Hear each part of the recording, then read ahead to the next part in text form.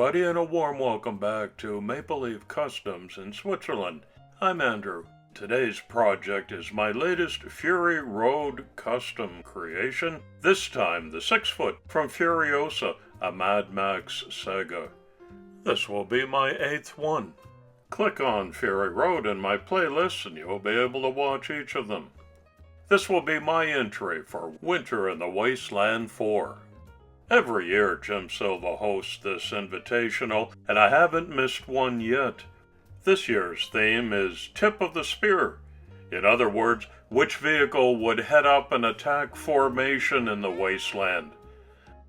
I started out with this Matchbox king-size K2 Scammel heavy wreck truck.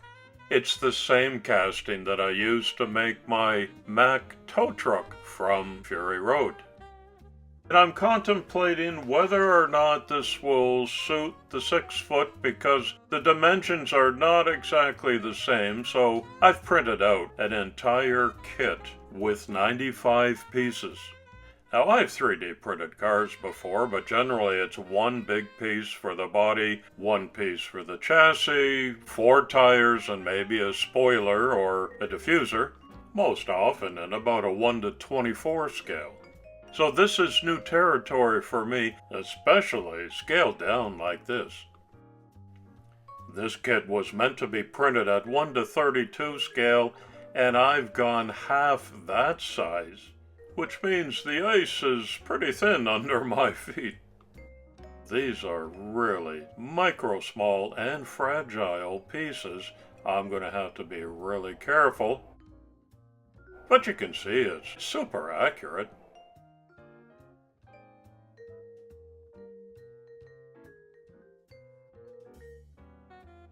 There's even a couple of dogs, as per the movie. And a myriad of loudspeakers and bugles and trumpets, kind of like the Doofwagon had in Fury Road.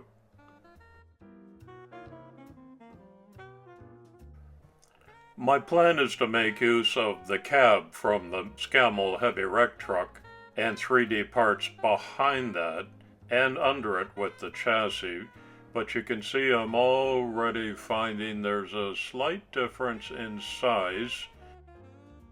Here are the 2 pieces of the truck bed. It's that much longer. Well, I'm going to move ahead, so I start with the jeweler's saw, separate the cab from the truck bed. I don't need that anymore. The width is fine. We'll see. I appreciate your visit today, and I hope you'll come back real soon for a 1941 Plymouth Coupe. The 4 Horsemen theme for January is the Autobahn, any German car, and most especially my annual All Porsche Invitational. The only unbendable rule is you have to give it away.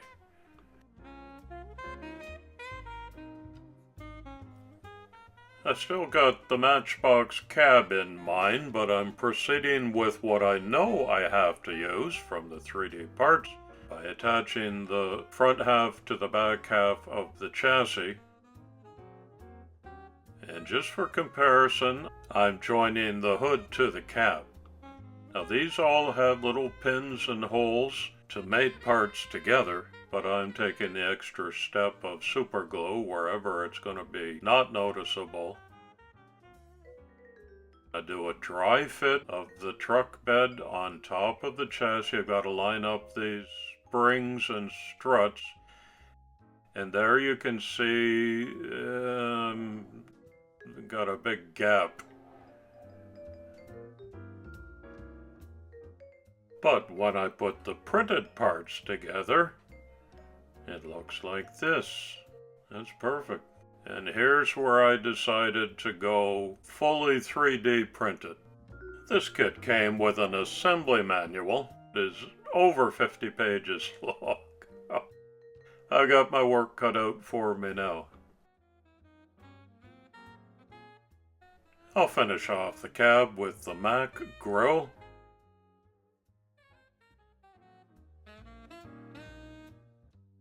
That's a dry fit, not permanently attached yet. I've put the driver's seat and steering wheel in.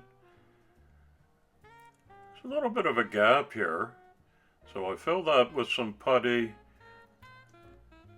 Bondo glaze putty on top of that, let it dry up overnight, and then I can sand that down, and I'm going to have a seamless joint between these two.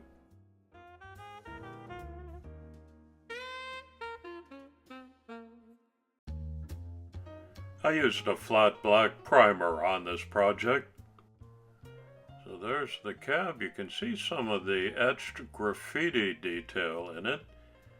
This is my two-piece chassis, and I can tell you I've got to do a lot of mods on this. So, as it turns out, in the end, it's not 100% 3D printed. I had to have some working axle tubes. That meant I had to redo some struts and suspension. Adjusted the ride height just a little bit, and ended up doing that 2 different times to make it work. Today's community shoutout goes to the YouTube channel Icecoldwheels, which is a sister channel to TA Restorations. I've left a link in the description so you can check out these excellent customs at your convenience. I've already inserted the hubs into the 3D printed wheels, primed them all black, and now I want to detail the rims using my Gaahleri metallic markers. This one's aluminum. Give it a little shake to activate it. This gives me pinpoint accuracy going around these fine details.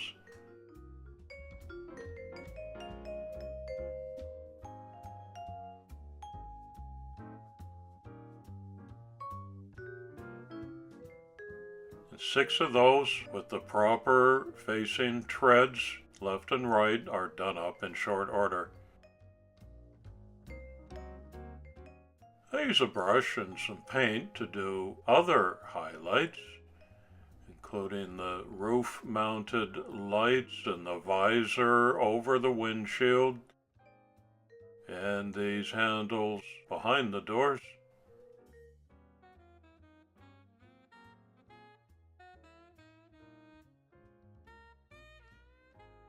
I enjoy the fine detail work on these models.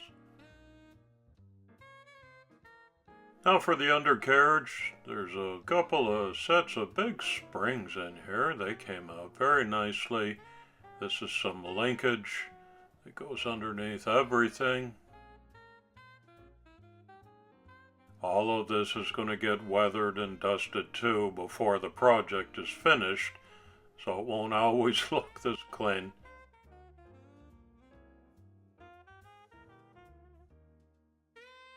These are the fine rails that go all the way around the truck bed.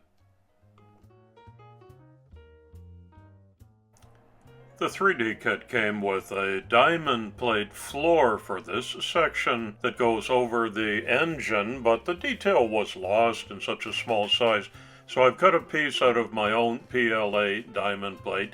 The pattern is a bit larger, but it shows up so much better. According to the Madmax.fandom page, the 6-foot is a modified Mack DM Series monster truck. It uses a big block Chevy 454 engine with 1,006 horsepower. In an interview with Fandango, Dementis actor Chris Hemsworth described this as his favorite vehicle in Furiosa. He remembered doing a take in which he had forgotten to put in earplugs prior to starting the vehicle and had his ears ringing for the next 2 days. Remember the 3 dogs caged in the back of the truck? I've got those ready too.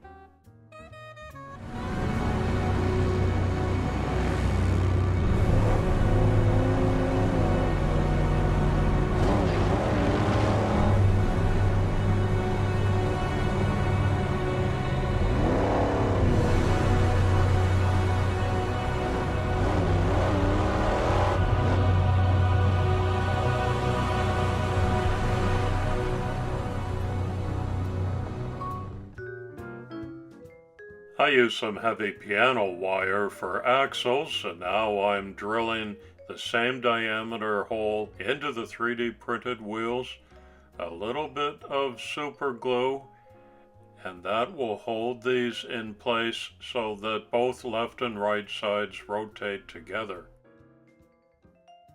Make a few fine adjustments and give it a test roll.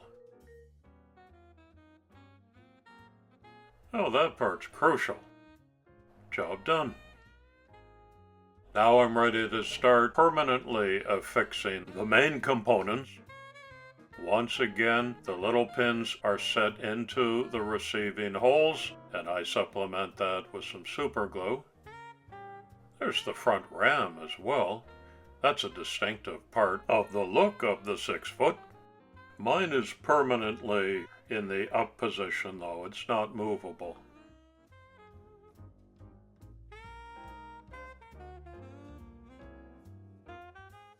Now the truck bed is seated correctly,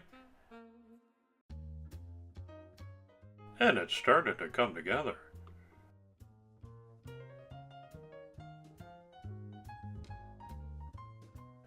This is just the tow boom. I'm going to have to plumb that later with some steel cables and hooks. It goes into position as well. The 3 dogs have been painted. They'll take up residence in the very back. Over top of them goes the cage. That's got to be a rough ride for those little guys back there. All the main parts are in place now, but this is much too clean. So the first step in weathering this to look like it's done some miles on the Fury Road is a black wash, including the rims. You can still tell they're chrome, they're just dirty. Exhaust pipes, side steps, all the coils, all the bright work gets done over in a black wash. If it's too heavy, I just give that a quick rub with a Q-tip and remove some, leaving highlights in all the right places.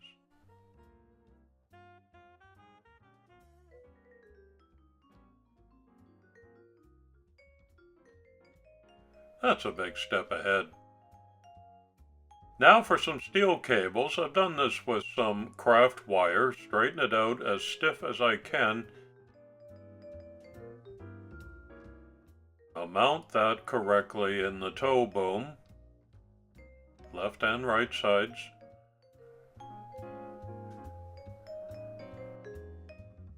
This is a little bit of string, adding some much needed color to what otherwise is a fairly monochromatic model.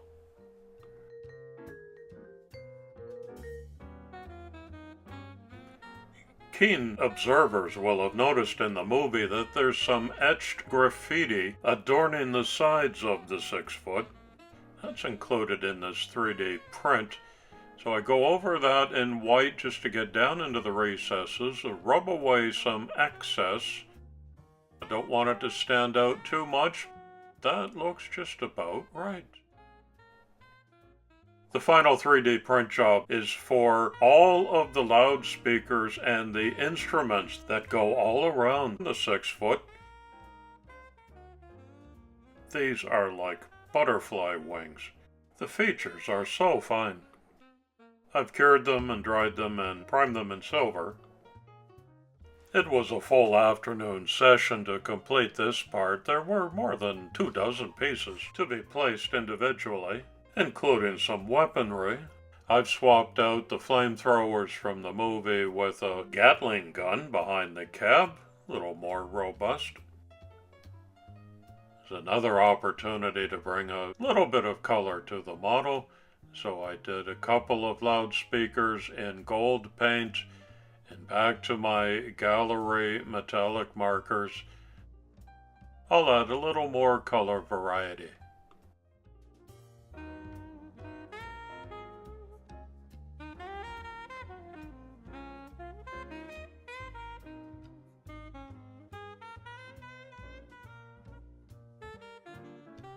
I'll switch to stainless steel for some of the trumpets and horns. These little details are making a big difference.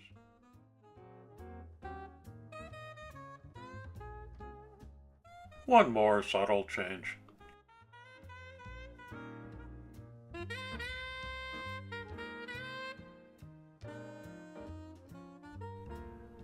I've left the side mirrors to the very end because of their extreme fragility. In the movie, the rig had a three-headed Mack Bulldog bobblehead hood ornament. No, I had to design my own. We are talking microscopic when it came out of the printer.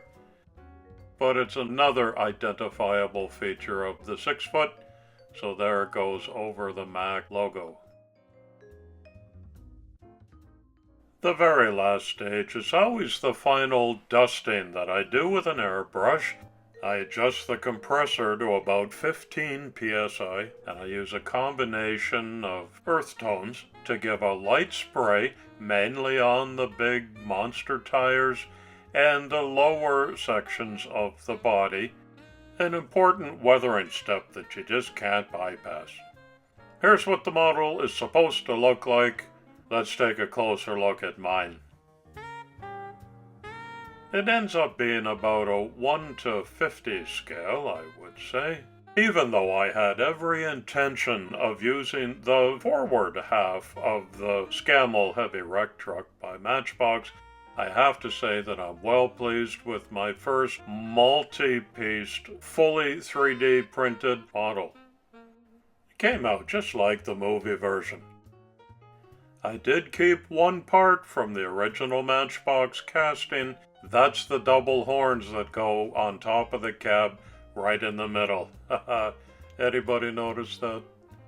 So much fine detail on this one. Top to bottom, front to back, it says 6 foot.